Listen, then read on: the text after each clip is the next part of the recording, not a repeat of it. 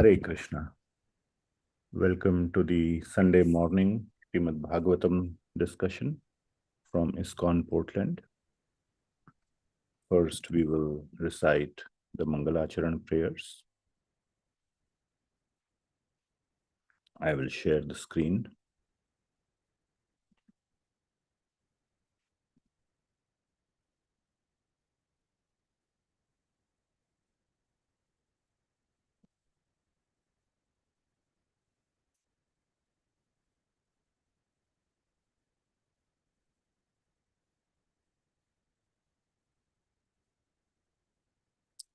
Om Ajnanitmirandhasya Jnananjana Chakshurunmilitam Yena Tasmai Shri Guruve Namaha. Shri Chaitanya Manobhishtam Sthapitam Yena Bhutale Swayam Rupah Kada Mahyam Dadati Swapadantikam Vandeham Shri Guru Shri Yutah Padkamalam Shri Gurun Vaishnavanscha Shri Rupam Sagrajatam Sahagana Raghunathanvitam Tam Sajivam Sadvaitam Savadhutam Parijana Sahitam Krishna Chaitanya Devam Shri Radha Krishna Padan Sahagana Lalita Shri Vishakhan Vitamscha Nama Om Vishnu Padaya Krishna Presthaya Bhutale Srimati Bhakti Vedanta Swami Niti Namine Namaste Saraswati Deve Gauravani Pracharine Nirvishesha Shunyavadi Paschatya Desha Tarini He Krishna Karuna Sindho Deenbandho Jagatpate Gopesha Gopika Kanta Radha Kanta Namostute तप्त कांचन गौरांगी राधे वृंदावनेश्वरी वृषभानु सुते देवी प्रणमामि हरिप्रिये वाञ्छकल्पतरुभ्यश्च कृपा सिन्धुभ्य एव च पतितानां पावनेभ्यो वैष्णवेभ्यो नमो नमः। जय श्री कृष्ण चैतन्य प्रभु नित्यानंद श्री अद्वैत गदाधर श्रीवासदि गौरभक्तवृंद हरे कृष्णा कृष्ण कृष्णा हरे हरे हरे राम राम राम हरे हरे। जगत गुरु श्री प्रभुपाद की जय।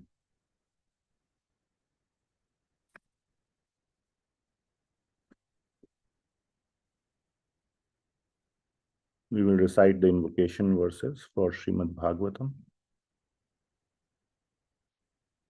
We will start with our obeisances and gratitude to Sri Parikshit Maharaj, Sri Shukadev Goswami, and Sri Suta Goswami and Shaunakadi Rishis. Om Namo Bhagavate Vasudevaya. Om Namo Bhagavate Vasudevaya. Om Namo Bhagavate Vasudevaya.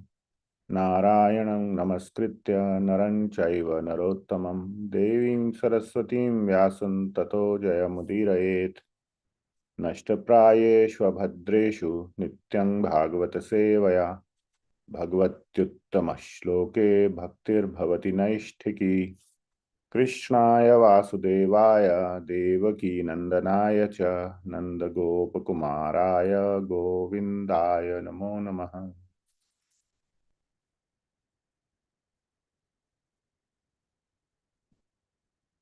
Okay.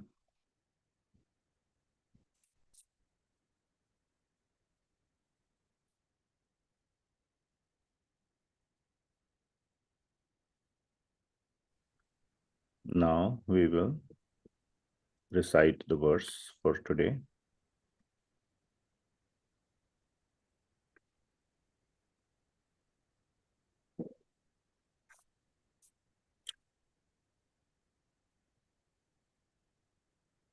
Today we are reading from Srimad Bhagavatam, Canto 1, Chapter 15, verse 27.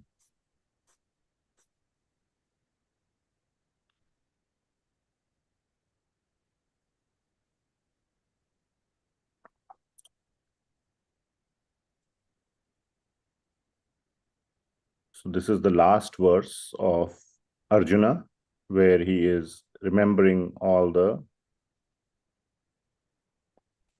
his memories with Sri Krishna, and it ends with his remembrance of the most important conversation that he had with Sri Krishna, which is the Srimad Bhagavad Gita. It's a very, very beautiful, auspicious verse. And today being the festival of Deepavali, I feel very fortunate for being given this chance by Vidagh Madhav Prabhu to speak on this verse. So this is a very sweet and very meaningful verse for all of us, since Bhagavad Gita forms the basis of all our bhakti. So I will recite a few times and then perhaps devotees can take turn to recite. So this is Srimad Bhagavatam, Canto 1, Chapter 15, verse number 27. Sorry, someone saying, am I audible? Okay. Yes, Prabhu. Yes, Prabhu. Yes, Prabhu.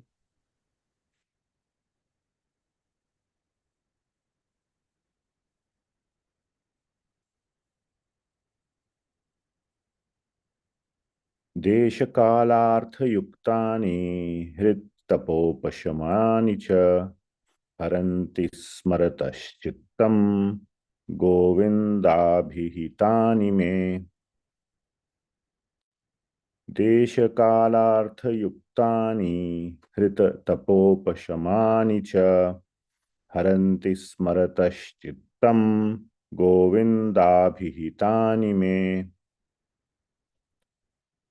देशकालार्थयुक्तानि हृततपोपशमानि च हरन्ति स्मरतश्चित्तं गोविन्दाभिहितानि मे. I'll repeat one more time and then devotees can take turns. Deshakalarthayuktani hritatapopashamani cha haranti smarataschittam govindabhihitani me. Would devotees like to recite? देशकालार्धयुक्तानि हृत्तापोषपमानि च हरन्ति स्मरतश्चित्तं गोविन्दाभिहितानि मे. Hey Krishna, thank you.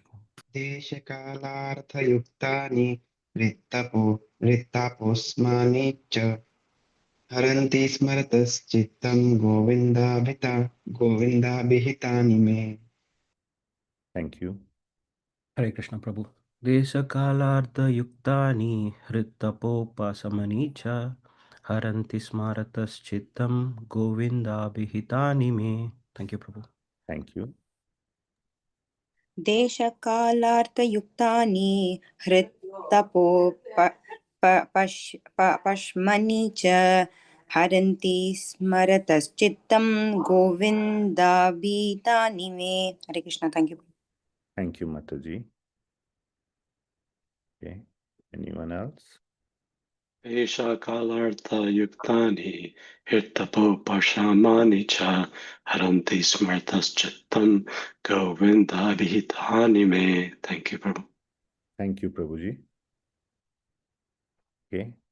Anyone else? Okay. So we will continue with the word by word meaning.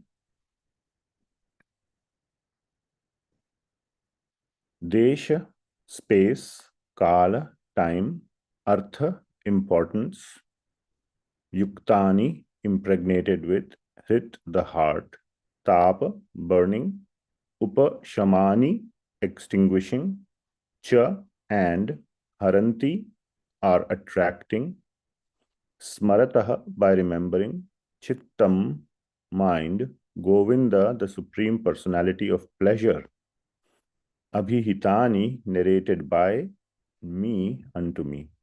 These synonyms are so beautifully given by Srila Prabhupada. I was just noticing here. Haranti, one could have said, Haranti means to steal. But in this context, Haranti means Arjuna's mind is getting stolen by, so to say, by the instructions of Sri Govinda. or Sri Krishna that he received on the battlefield. So Srila Prabhupada, instead of saying are being stolen by, which kind of would be literally correct, but not contextually correct. So he has given the contextual correct understanding even in the synonyms. That's very nice. And I also noticed Govinda, instead of saying the standard Supreme Personality of Godhead, he is saying the Supreme Personality of Pleasure. So, because this remembrance is giving Arjuna so much happiness in his heart. And so Govinda means it's pleasing. Govinda is like Krishna completely, thoroughly drenched Arjuna in the nectar of Bhagavad Gita. So he's calling him Govinda, and Prabhupada is saying Govinda is Supreme Personality of Pleasure. So that's the beauty, or the, I mean, you may say it's not literally to the mark, but if your heart feels warmed by reading these words of Srila Prabhupada, then nothing else matters. Let them say what they want. Translation. Now I am attracted to those instructions imparted to me by the personality of Godhead Govinda, because they are impregnated with instructions for relieving the burning heart in all circumstances of time and space. So this is the last verse that Sri Arjuna speaks in his remembrance of the pastimes with Sri Krishna. And very appropriately, it ends with the pastime of his conversation with Sri Krishna on the battlefield of the Bhagavad Gita, where he says that now I am attracted to those instructions.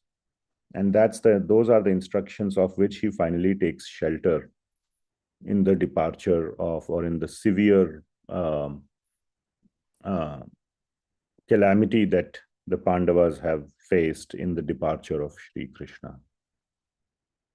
So now I am attracted to those instructions imparted to me by Sri Krishna, the personality of Godhead, Govinda, because they are impregnated with instructions for relieving the burning heart. So now his beloved Sri Krishna has departed for his own abode, went back to his Vaikunthalok or Goloka, and the heart is empty and burning, and the instructions of Bhagavad Gita provide relief in all circumstances of time and space. So whichever age it is, Bhagavad Gita is timeless. And it doesn't matter in terms of space, whether you are in India or in America, or you're Indian or American, or black or white, or rich or poor. Whichever side of duality you are on, it does not matter. Bhagavad Gita is universal, and everybody can find complete peace and relief in the Bhagavad Gita. So that is the essence of what Sri Arjuna is saying in this verse. Purport by His Divine Grace, Abhay Charnaravind, Bhaktivedanta Swami, Srila Prabhupada ki jai. It's a fairly long purport. I'll discuss some points as we go along in the purport. Otherwise, if we go too far along, then just reading the purport and then coming back, then the chain of thought, or the line of thought, will be kind of lost, because Srila Prabhupada is making so many points about the Bhagavad Gita in this purport. So, purport by His Divine Grace, Abhay Charnaravind Bhaktivedanta Swami, Srila Prabhupada ki jai. Herein, Arjuna refers to the instruction of the Bhagavad Gita, which was imparted to him by the Lord on the battlefield of Kurukshetra. The Lord left behind him the instructions of the Bhagavad Gita, not for the benefit of Arjuna alone, but also for all time and in all lands. So that's the time and space aspect, Desha Kala. So as we can see, Bhagavad Gita is universally applicable in all ages. Though we say Bhagavad Gita is especially applicable in Kali Yuga, it was spoken at the beginning of Kali Yuga for a specific purpose. In Kali Yuga, it is applicable. And we generally say that in the context of the first few chapters not really being applicable to us, the Karma Yoga, Jnana Yoga, and especially Dhyana Yoga. And we say Bhakti is the best and the easiest. And we substantiate it by also saying that, see, even Arjuna cannot follow Dhyana Yoga. At the end of the 6th chapter, towards the end, he says, I cannot follow it. So it's too hard for me to follow this. So when Arjuna also cannot follow, what to speak of us? Therefore, Bhagavad Gita is for Kali Yuga. But that's not true. That's especially true for Kali Yuga, but the instructions of Bhagavad Gita are equally applicable to the previous ages. Bhakti could be done even in the previous ages. Shri Ambarish Maharaj is in Satyuga, and he was doing bhakti even at that time. There are so many pastimes in the Srimad Bhagavatam, and none of those pastimes are from Kali Yuga. So all of the pastimes are from previous to Kali Yuga, because Srimad Bhagavatam was spoken at the beginning of Kali Yuga as well, almost. So how can we say that? And Srimad Bhagavatam is full of bhakti. So we cannot say that bhakti is applicable only for Kali Yuga. It's applicable especially in Kali Yuga, but it is also applicable in previous yugas as well. So, but also for all time and in all lands. I'm reading from here. I'll highlight since it's a long purport. The Bhagavad Gita, being spoken by the Supreme Personality of Godhead, is the essence of all Vedic wisdom. So Bhagavad Gita is the essence of all Vedic wisdom. So all our Vedic wisdom is standing on 3 primary texts, which summarize the entire essence of all Vedas. And these are known as the Prasthana Trayi.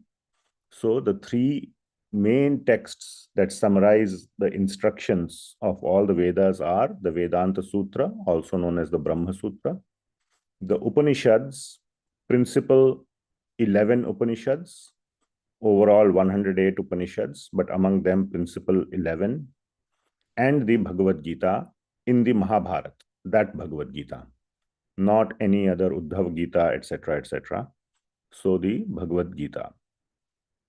So these 3 are the Prasthanatrayi, which form the 3 legs on which entire Vedic knowledge stands. And anything and everything in the Vedas or Puranas, Smritis, Shrutis, Itihasas, Ramayana, Mahabharata, everything must align in philosophy or in principles with these 3 books.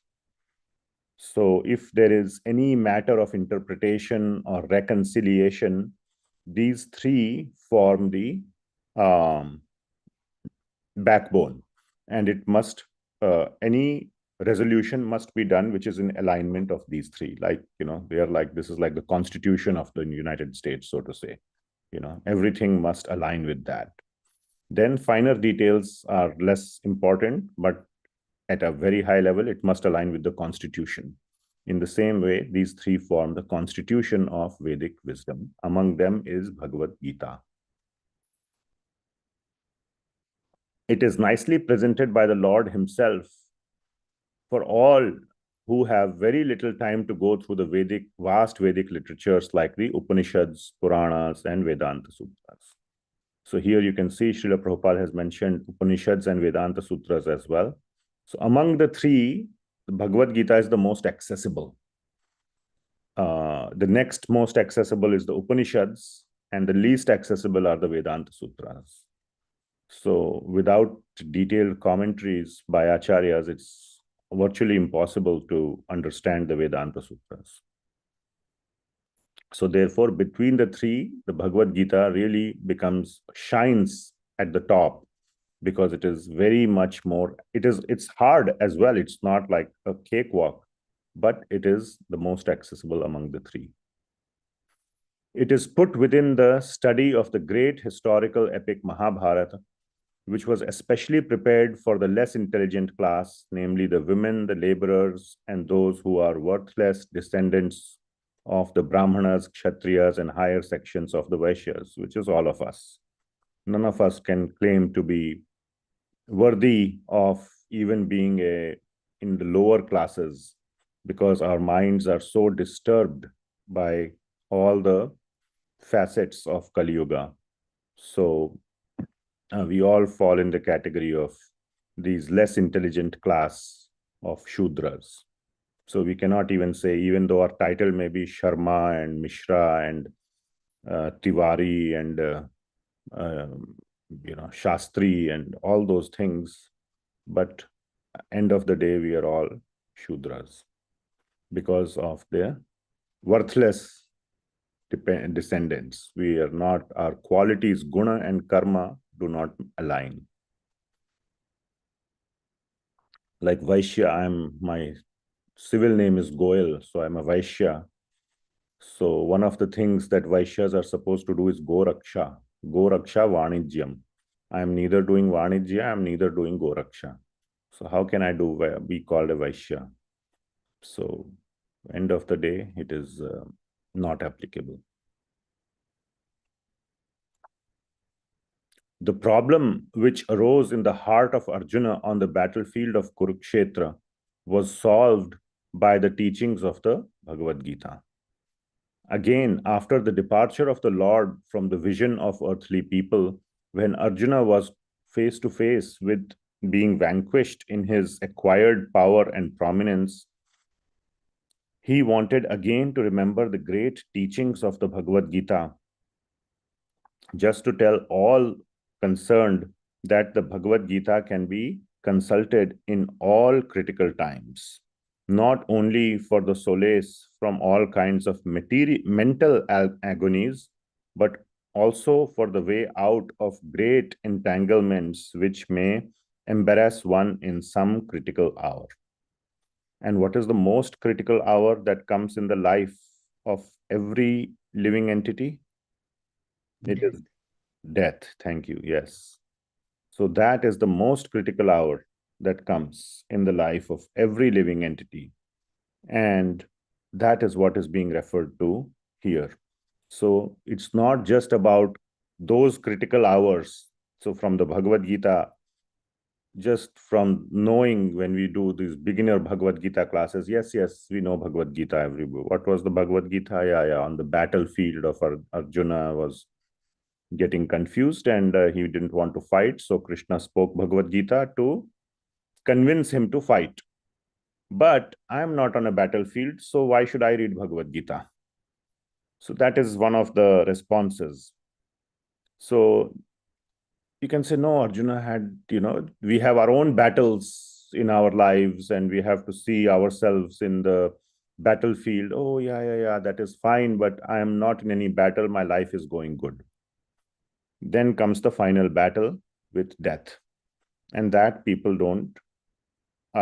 many people don't, even what to speak of people, even I am not so much in connection with that. So that is the final battle that Bhagavad Gita prepares us for. And why it is a battle? Because if we lose that battle, there are two options or two outcomes. Every battle has two outcomes, victory and loss. The loss will be to stay in the material world, to have completely wasted the purpose of this human life. And victory will be to succeed in the purpose of human life, which is to get out of this cycle of birth and death. So, and that battle is not a long battle. We may die in a very short time, in our sleep, in a coma, or wherever, when the time is short. Parikshit Maharaj was, in some sense, very lucky. was it King Kulashekara who says, please correct me, devotees, who said that right now my body is fit and I can meditate on the feet of the Supreme Lord. So may my life go away right now as I am meditating on Bhagavan, instead of later when I am frail and weak and I may not be able to remember Bhagavan. So that's not how many of us pray. We want a long life, but that also comes with the downside that in later in life, we may not have the faculty to meditate on Bhagavan. So we don't know whether we will be able to meditate on Bhagavan or not. And King Kulashekar, was able to meditate. I cannot even say I'm able to meditate even while my faculties are with me. What to speak of at the time of death. So it is more about how we live our life than just the moment of death. That is not really the battle. The battle is the life. And if we can practice remembering Bhagavan during our life, then Bhagavan will remember us at the time of death. So we shouldn't worry about that battle. We should worry about the battle of living our life that we are living right now. And Bhagavad Gita is the primary guiding force, or we should consider Bhagavad Gita to be the primary guiding force in our lives. The merciful Lord left behind him the great teachings of the Bhagavad Gita so that one can take instructions of the Lord even when he is not visible to the material eyesight. Material senses cannot have any estimation of the Supreme Lord, but by his inconceivable power, the Lord can incarnate himself to the sense perception of the conditioned souls in a suitable manner through the agency of matter, which is also another form of the Lord's manifested energy. So, we cannot understand the plan of the Lord. We cannot understand who is the Supreme Lord. But through his manifestation, through his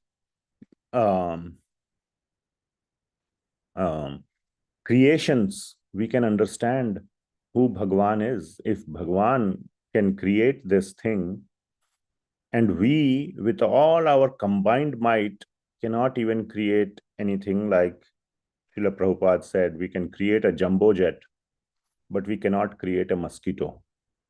And that is true even after 50 years of Prabhupada having said that, with all the advancement that is occurring. We cannot even create a mosquito that can sustain as its own species. So we cannot create a mustard seed, which if you sow in the soil, we cannot even create soil.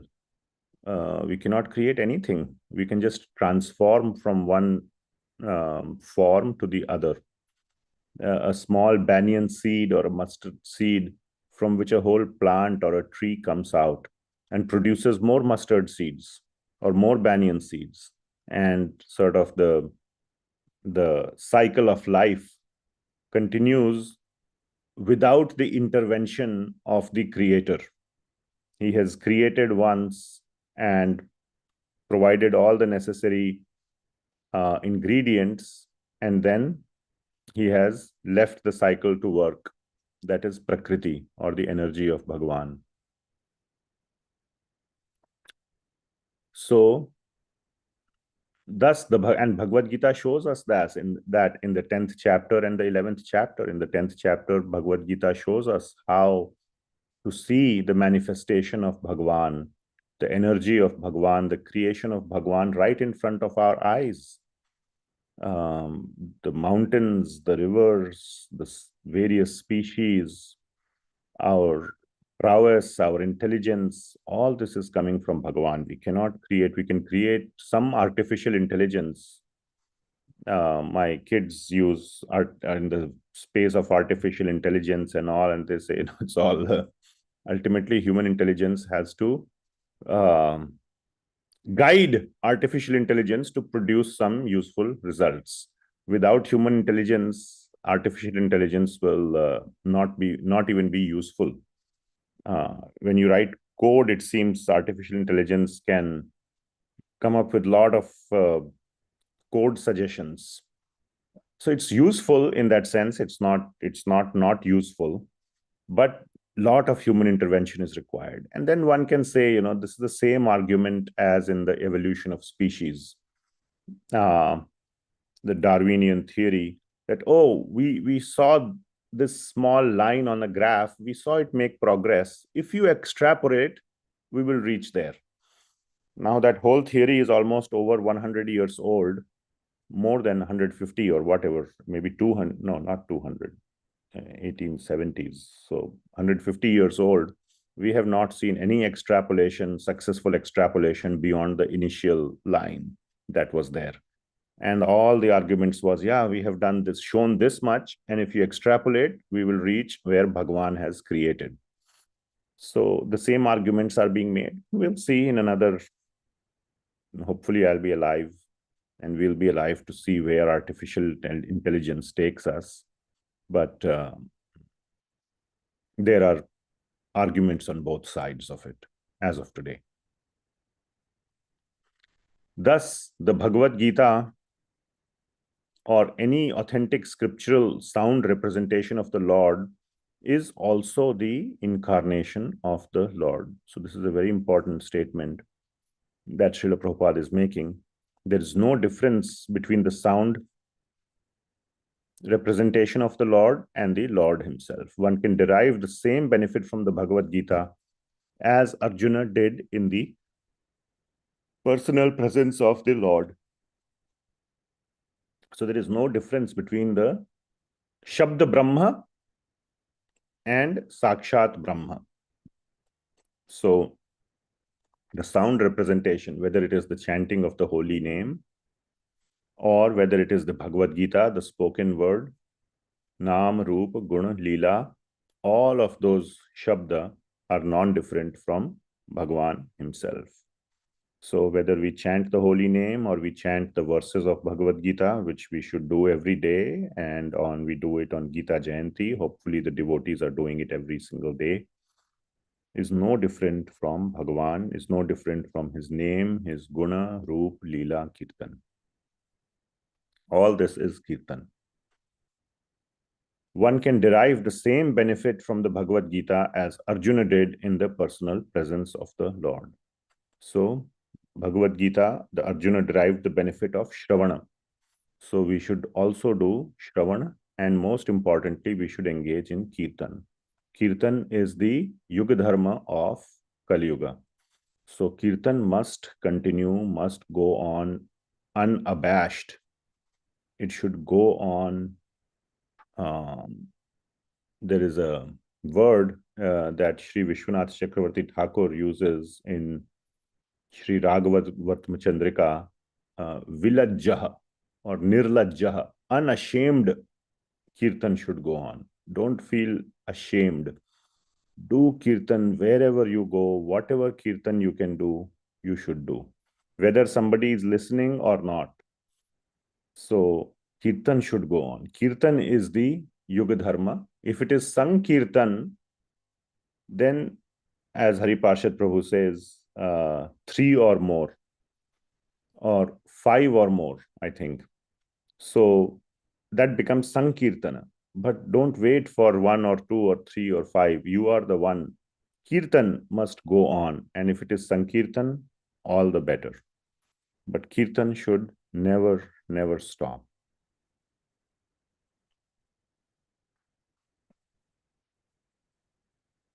The faithful human being who is desirous of being liberated from the clutches of material existence can very easily take advantage of the Bhagavad Gita. And with this in view, the Lord instructed Arjuna as if Arjuna were in need of it. So this is another very important point, and I forgot to mention one point here, that one can derive the same benefit from Bhagavad Gita as Arjuna did. And Srila Prabhupada is saying here, for the faithful human being who is desirous of being liberated. This is extremely important, that desire to solve some problem in one's life needs to be there. Otherwise, Bhagavad Gita and all the motivation does not occur. So there needs to be some impetus, and especially an impetus of some kind of negativity. So among the 4 types of people, Artha, Artharthi, Jigyashu, and Yani, the maximum volume of people that take to or that come to Bhagavan are Artha and Artharthi. Much fewer are Jigyasus, and Jnanis are like a very, very minuscule, almost 0%. So Artha and Artharthi are both suffering. One is suffering due to the presence of something, which is Artha, and one is suffering due to the absence of something, which is Artharthi. But they are both suffering, either due to the presence or the absence of something. And therefore, they have a desire to acquire it. Those who are suffering from the absence, they have a desire to acquire it. Or those who are suffering from presence of something are desirous of getting rid of it, like a disease or something. So there has to be something. Bhoga Ishwarya Prasaktanam Yatha Prita Chetasam. So, Vyavasayatmika Buddhi Samadhau na Vidhiyate. So those who are too absorbed in Bhoga and Aishwarya, Samadhau na Vidhiyate. It's very, very hard for them to make progress in spiritual life. So there has to be some impetus. That is one thing. So, and also I would go to the extent of saying that to some extent it is better if they have applied or tried material solutions and failed. Material solutions are going to fail for sure. There is no doubt about it. They may solve the problem temporarily and partially. Like with any medication, we have doctors on the call here. They can confirm no medicine is 100%. It will, all medicines have side effects.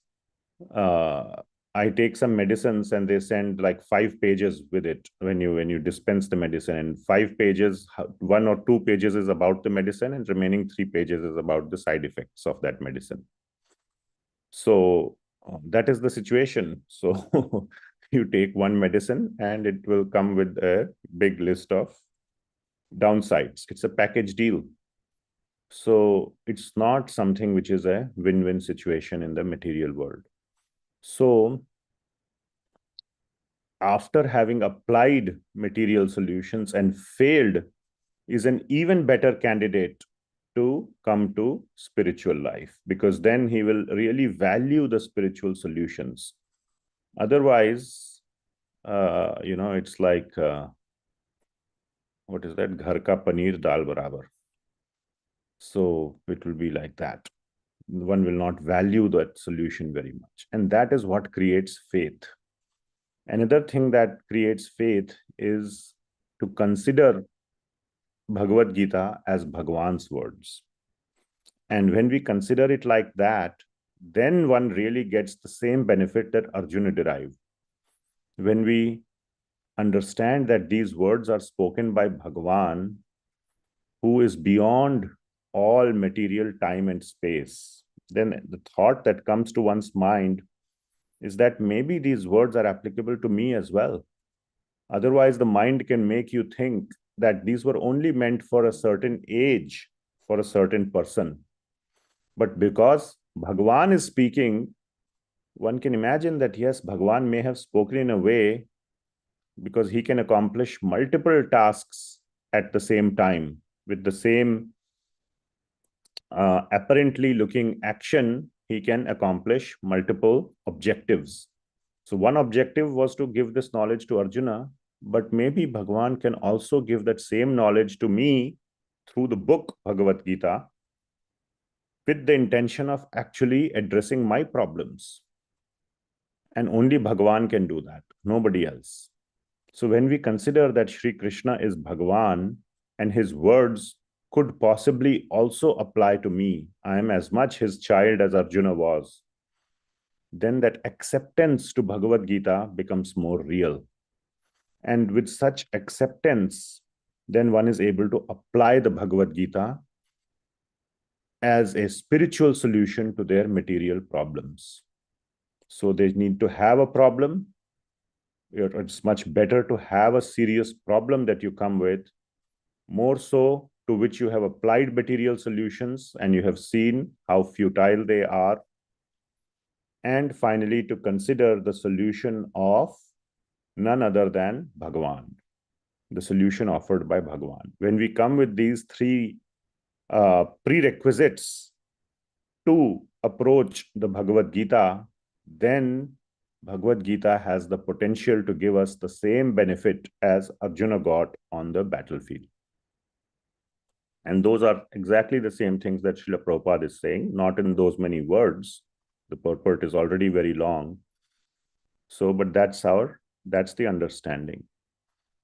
So, in the personal presence of the Lord is not present in front of us, but we have to consider that these are exactly the words that are spoken by Bhagavan. They have not been changed over time. They were not written in the name of Bhagavan by some mortal human being. All those thoughts should not be there in anyone's mind. These are actually the words spoken by Bhagavan as recorded by Vyasadeva in the Mahabharata. So with that faith, one should take to Bhagavad Gita, who is desirous of being liberated from the troubles, and liberated from material world is also liberated from troubles, because material world is synonymous with troubles, dukkhalayam ashashvatam. From the clutches of material existence, can very easily take advantage of the Bhagavad Gita. And with this in view, the Lord instructed Arjuna as if Arjuna were in need of it. Also, Srila Prabhupada makes this point that Arjuna is asking all these questions, makes him seem ignorant. But that's not the case. He is asking for us on our behalf, because he knows this Bhagavad Gita is not just for him, it's for all of us. In the Bhagavad Gita, 5 important factors of knowledge have been delineated pertaining to the Supreme Lord, Bhagavan, the living being, Jiva, nature, Prakriti, time, Kala and space, time and space, Srila Prabhupada is saying, and the process of activity, karma. Out of these, the Supreme Lord and the living entity are qualitatively one. That is the Achintya Bheda Abheda philosophy. So this is not the Advaita philosophy where they are quantitatively and qualitatively one. We are only qualitatively one, quantitatively not one. So there is similarity and difference, Bheda and Abheda. So that is the philosophy of Bheda and Abheda coming from Sri Chaitanya Mahaprabhu. The difference between the two has been analyzed as the difference between the whole and the part and parcel. Nature is inert matter displaying the interaction of the 3 modes, and eternal time and unlimited space are considered to be beyond the existence of the material nature. So eternal time and unlimited space are beyond the material time and material space. So eternal time that is beyond this material world's time, which means that in material world time, we only have access to a very small portion of the time scale, which is we call as the present. We can only make decisions in the present. Like we say, decisions are easy in hindsight. So only you can realize or you can see those from far. You cannot go and make decisions in the past. It would be nice if I can change some or many of the decisions I made in the past. especially when all the offenses that I have committed, I wish I could go back and change all those things. But we don't have that facility in the material time. Spiritual time is different. In the spiritual time, one has access to all the times, past, present, and future. So that is the difference. And same thing with space. We have limited space and we have access to limited space. So again, I won't go too deep into that. We still have almost half the purport left.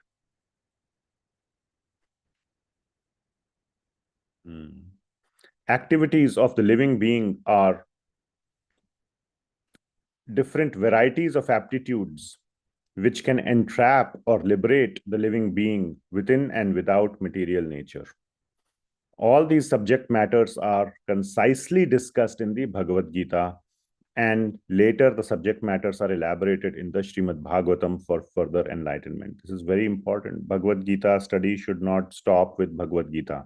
Bhagavad Gita study continues into the Srimad Bhagavatam. Srimad Bhagavatam is the extension of Bhagavad Gita. Out of the 5 subjects, the Supreme Lord, the living entity, nature, time and space are eternal, but the living entity, nature, and time are under the direction of the Supreme Lord, who is absolute and completely independent of any other control. The Supreme Lord is the supreme controller. The material activity of the living being is beginningless, but it can be rectified by transferal into the spiritual quality. So we can see here, the material activity of the living being means karma is beginningless. It's very nice to see Srila Prabhupada use this term. There's so much controversy behind this term, beginningless, anadi. And directly here, Srila Prabhupada is writing, karma is anadi, which is true. But there's a lot of discussion around this. Thus, it can cease its material qualitative reactions. Both the Lord, so karma is anadi, but not ananta.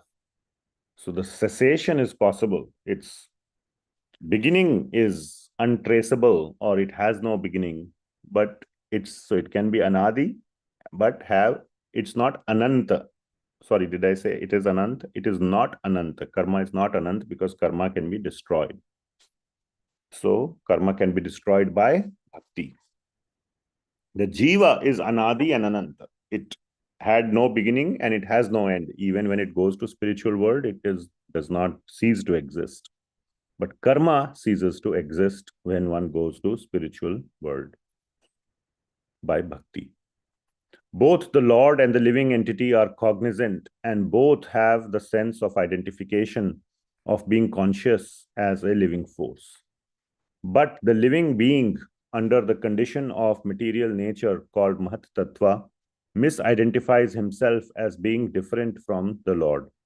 The whole scheme of Vedic wisdom is targeted to the aim of eradicating such a misconception, and thus liberating the living being from the illusion of material identification.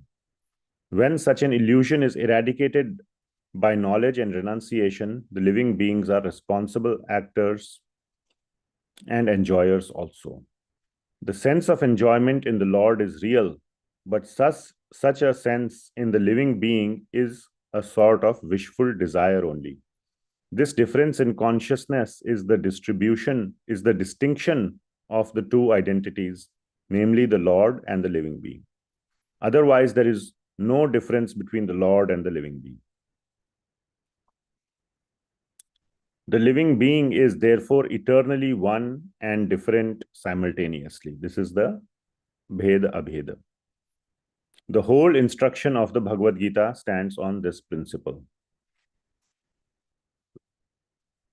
In the Bhagavad Gita, the Lord and the living beings are both described as Sanatana or eternal, and the Lord's abode far beyond the material sky is also described as Sanatana. The living being is invited to live in the Sanatana existence of the Lord and the whole process which can help a living being to approach the Lord's abode, where the liberated activity of the soul is exhibited, is called Sanatana Dharma. So very nicely Prabhupada is describing what is Sanatana Dharma. There's a lot of awareness now of Sanatana Dharma.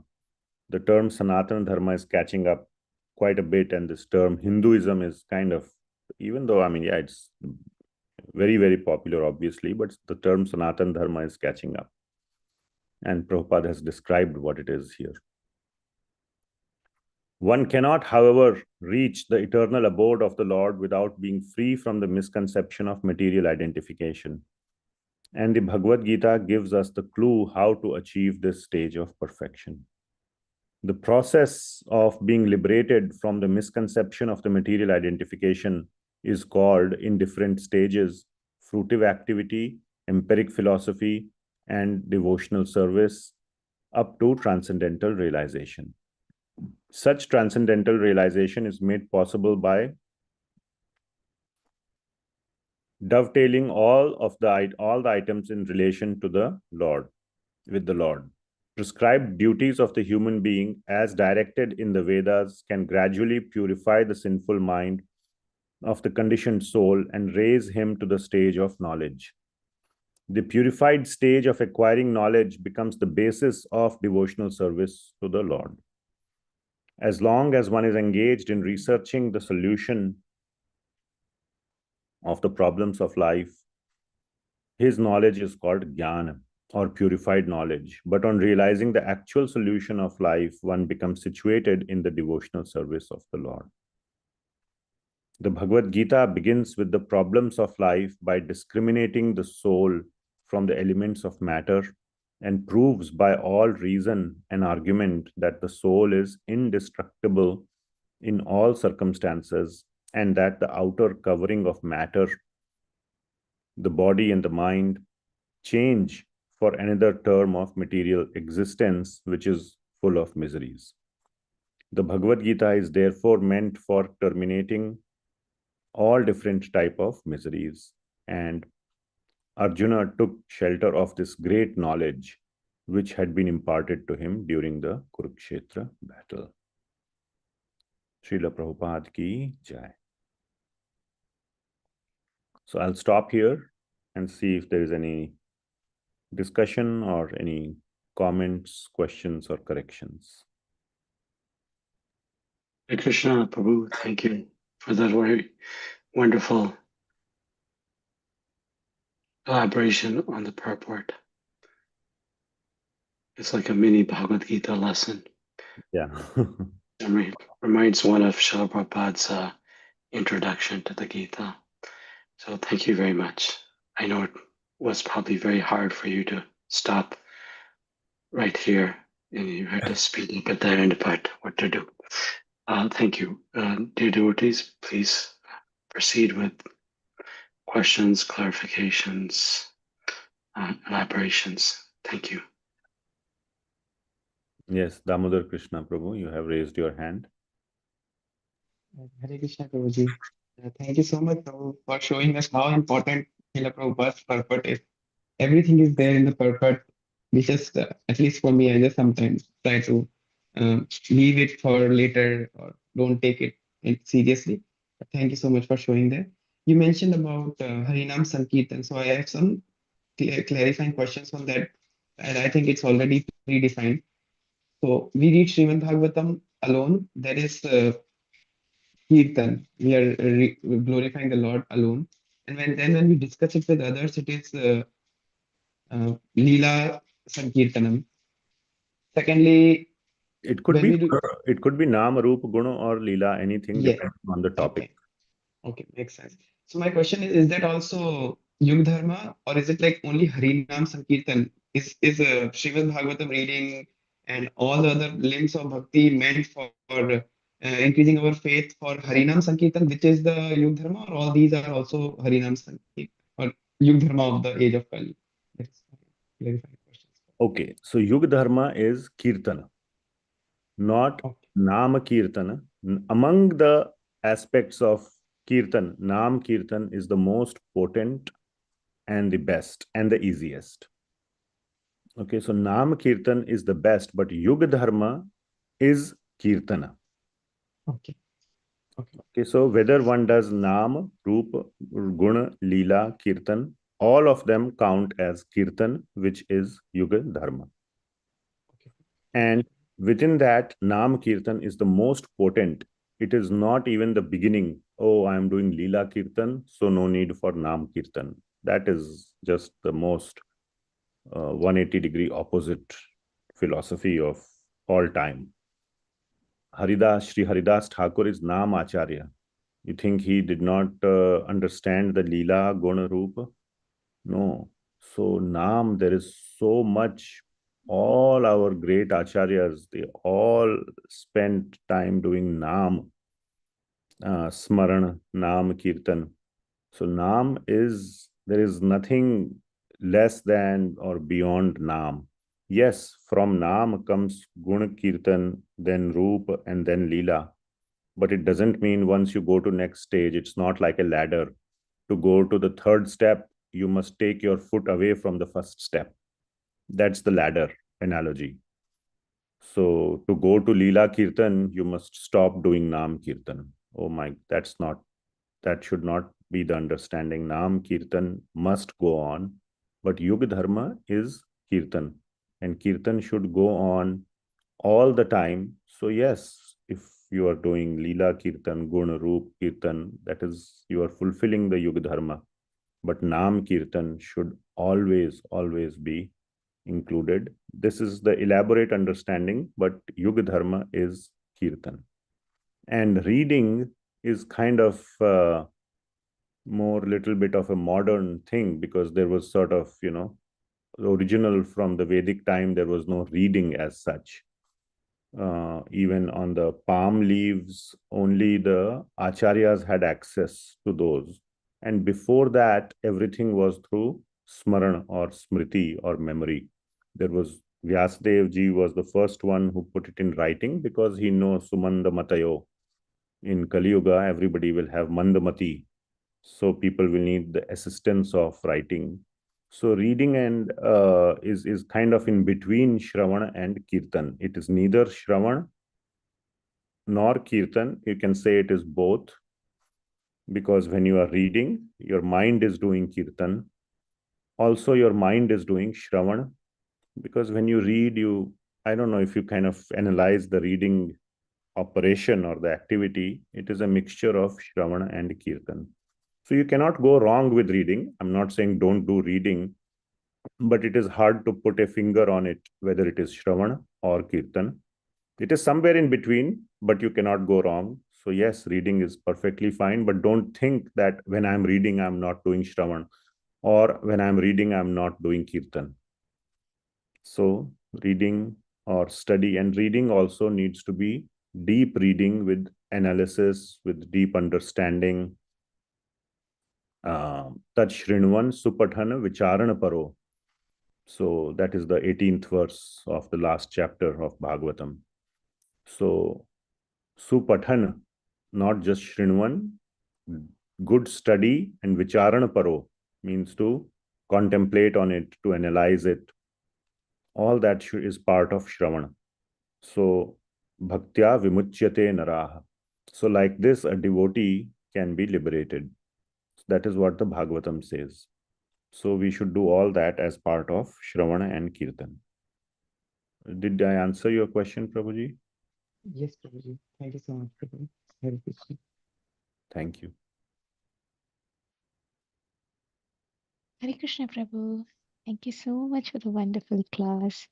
There were so many important points. One point that felt very dear to me was when you said Krishna is actually telling the Bhagavad Gita to us also. So if we can also believe that we are Bhagwan's, have faith that we are also Bhagwan's children, like Arjuna feels, then the rasa is very different, trying to understand the instructions from the Lord. It's very beautiful, Prabhu. Thank you so much. And also, you emphasized on the point of having a desire, to learn. That's very important, as you said. Yeah. Thank you so much, Prabhupada Prabhupada. said it. I didn't say. Yeah. That you emphasized on it and you made it very easy for us to follow Prabhupada's purport. Thank you so much, Prabhu. Hare Krishna. Krishna. All right. Krishna Prabhu. Uh, Thank you, Prabhu, first of all, for accepting the swap and giving wonderful insights on this Thank verse. you. Purport. I feel a little sorry that you missed this opportunity, but I'm sure No, that Prabhu, you made like the right justice to this verse. As, Jai Sachinandan Prabhu said, it was like mini Bhagavad Gita session and Damodar Krishna Prabhu said, right, everything is in the purport. I see almost like Srila Prabhupada quoted Bhagavad Gita, the word Bhagavad Gita 17 times. So you covered like very well. And as you started with the instruction, the Bhagwan has left instructions. It is accessible for everyone. It is topmost, right? Thank you very much for covering this verse, Prabhu. Very beautifully covered like multiple points. I know you can go on and on speaking on this Bhagavad Gita verse. Thank you for everything. Thank you, Prabhu. Thank you. Thank you very much. Okay, dear devotees, thank you so much. Wish you all a very, very happy Diwali. Today we have nice, I think, cultural programs and all. So please bless me that I can take shelter of Bhagavad Gita. Panchakalpatrubhyascha Kripa Sindhubhyo Vachapatitanam Pavanabhyo Vaishnavyo Namo Namah. Thank you, Prabhu. We'll join at culture program, as I understand, starts at, I don't like calling it culture program, it's a Vaishnava program, but at 11 a.m. right today. So please come and participate. Hare Krishna. Srila Prabhupada ki jai. His Grace Paramakaruna ki jai. Love Om Premanandi.